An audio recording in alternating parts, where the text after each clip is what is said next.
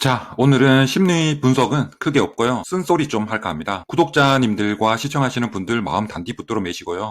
영철님 좀 볼 거야. 영철님 83년생, 41살, 개정된 나이로는 40살이죠. 서울 토박이고 환경부 산하기관 공기업에서 근무, 태국에서 요식업 하다 귀국, 큰 굴곡 없는 인생, 부모님의 지지로 여기까지 왔다라고 하죠. 14살, 10살 두 아들을 직접 양육하고 있고, 취미는 골프, 수영, 사이클, 전반적으로 운동은 다 좋아한다고 합니다. 네, 일단은 무난합니다. 재혼 시장에서 이 정도 스펙이면 어디를 다 갖다 붙여도 막 꿀리는 정도는 아니죠. 그리고 이분은 집안이 좀 화목한 것 같아요. 물론 이혼은 했지만 지금 부모님들이 애들 양육도 도와주고 또 부모님들에 대한 고마움을 사전 인터뷰 때도 그렇고 자기소개 때도 언급하는 걸 보면 부모님과의 관계도 돈독하고 서로 믿고 의지해주는 화목한 가정이지 않을까 합니다. 어릴 때부터 취업 전까지 그리고 사업했던 그 과정에서도 부모님의 지원이 많았던 걸로 보이죠. 태국에서 사업한다고 하면 애들 누가 케어해 줬겠습니까? 당연히 부모님들이 다 봐줬었겠죠. 그리고 환경부 산하 공기업들이 연봉이 그렇게 막 센 편은 아닙니다. 지금 부모님들과 같이 살고 있는지 아닌 부모님들과 같은 아파트 단지에 살고 있는지 불분명하지만 중간에 사업도 한번 접은 이력도 있기 때문에 모아둔 자금은 이것저것 빼고 나면 크게 많지 않을 것 같은데 만약 따로 살고 있다고 한다면 집에서 부모님들이 경제적으로 지원을 좀 해줬을 것 같고 그렇지 않으면 부모님들과 같이 살고 있는 것 같다는 생각도 해보게 됩니다. 그런 이유에서 보면 영철님에게 부모님의 존재는 다른 출연자들보다 더 각별할 수가 있습니다. 그래서 영철님은 그런 부모님과의 끈끈한 유대관계 그리고 아낌없는 내리사랑 탓인지 유독 자식에 대한 애착이 강해 보입니다. 자기소개 시간에 정숙님이 물어보죠. 상대 자녀를 양육하는 것과 양육하지 않는 것에 대한 생각이 어떠냐고. 그러자 영철님이 한 대답이 자녀가 있어도 상관없는데 우리 아이들과 나이 차이가 많이 안 났으면 좋겠다. 왜냐면 저는 제 자식이 누구보다도 중요하거든요. 라고 말합니다. 자, 세상 어느 부모가 자기 자식 사랑하지 않는 사람 어디 있을까요? 그렇죠? 그래서 영철님의 솔직한 대답에 수긍도 가고 공감도 됩니다. 근데 그 대답을 들은 정숙님의 표정 뭔가 좀 찜찜해 보이죠? 말은 맞긴 한데 본인이 듣고 싶었던 대답 같지는 않죠. 정숙님은 현재 자녀가 없습니다. 그래서 아마 이 질문의 의도가 이 사람이 생각하는 게 얼마나 열려있는 사람인지 궁금했을 거라 봅니다. 공통 관심사인 운동에서도 뭔가 연결고리도 있는 것 같고 외모도 정숙님이 찾는 키도 어느 정도 크고 인물도 영철님 정도면 나이스한 편이잖아요. 그리고 직장도 같은 공기업에 근무하고 있으니 이 얼마나 합이 좋은 매칭이겠어요. 그러니 이제 남은 관문이 이 사람의 평소 가치관과 마인드가 궁금했던 거죠. 일단 영철님의 멘트 직설적이고 좀 무거운 느낌도 있습니다. 말은 맞죠. 틀린 말한 거 하나도 없는데 근데 여자들 표정이 수긍하는 듯 하면서도 좀 알쏭달쏭해 보이죠. 근데 저는 정숙님의 질문에 굳이 마지막에 내 자식이 누구보다도 중요하거든요. 이 말을 했어야 하냐 싶거든요. 그 말을 안 꺼내도 상대 자녀 나이가 우리 애와 비슷했으면 좋겠다. 그 말만 해도 다 알아듣잖아요. 굳이 그 말을 꺼내서 스스로 커플 가능성의 여지를 제한시킬 필요는 없다라는 거죠. 가뜩이나 편부모 슬하에 안타깝고 짠한 마음은 말 안 해도 다 똑같은 거잖아요. 굳이 나는 그런 사람이다 라고 한 번 더 각인시킬 필요가 있냐라는 거죠. 이어서 광수님이 그럼 새엄마에 대해서 자녀들이 반대하면 어떻게 할 거냐라고 또 물어보죠. 영철님이 바로 딱 잘라서 미안하지만 어쩔 수 없어요. 난 못 만나요 라고 선을 긋듯 대답하죠. 그리고 아이들이 행복하지 않으면 저희 미래도 없다. 가장이 우뚝 서질 못하면 그 자녀들도 무너진다 라고 말합니다. 이 멘트도 좀 아쉽죠. 뭐 다른 분들은 어떻게 말할지 몰라도 제가 볼 때는 어떤 느낌이냐 하면요. 상대 여성분을 무시하는 것처럼 들리거든요. 그냥 나는 네 생각은 모르겠고 우리 애들이 너 싫다고 하면 난 모르겠다. 그냥 우린 힘들어.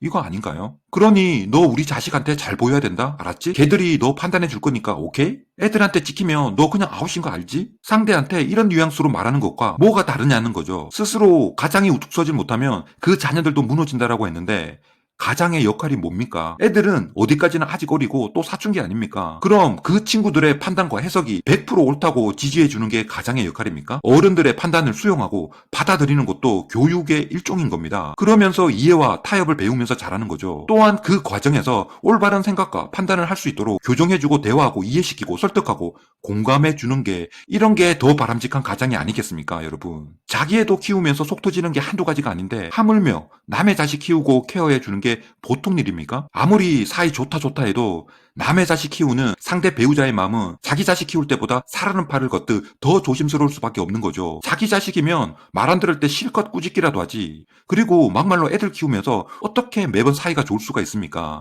어떤 때는 말다툼도 생기고 다투기도 하고 또 어떤 때는 화해하고 서로를 더 이해하고 그게 애들 키우는 거 아닙니까? 애들 키우면서 갈등, 마찰, 불화 이런 건 언제든지 불쑥 예고 없이 찾아올 수 있다는 겁니다. 그럼 영철님 그때도 애들 편만 들고 상대 배우자한테 넌 우리 애들이 싫어하니 이제 헤어지자 이렇게 말할 건가요? 이게 얼마나 무능한 가장입니까? 지금 이분이 부모님한테서 내리사랑만 받아서 뭔가 착오하시는지 애들한테 해주고 있는 모든 것들이 애들이 좋아해주는 대로 해주는 게 그게 애들이 행복한 거고 또 스스로 잘하는 거다라고 단단히 착각을 하시는 것 같은데요. 애들은 애들입니다. 그래서 어른이 있는 거고요. 그래서 부모가 있고 자식이 있는 겁니다. 암튼 영철님의 이 멘트들은 굳이 안 해도 될 말을 단 호박처럼 강하게 말하면서 오히려 역효과를 불러왔다고 전 봅니다. 이런 분이라면 정숙님이든 누구든 지금은 안 만나는 게 답입니다. 누구 남의 예쁜 딸 데리다가 고생시킬 일 있습니까? 그 후 자기소개 후 숙소로 돌아와서 거실에서 영철님이 또 이렇게 말하죠. 정숙님이 아기가 있었으면 더 다가가기 편했을 것 같다. 근데 여자들이 나를 볼 때 양옆에 애들이 떡하니 있으니 비집고 들어올 틈이 없다고 생각하는 것 같다.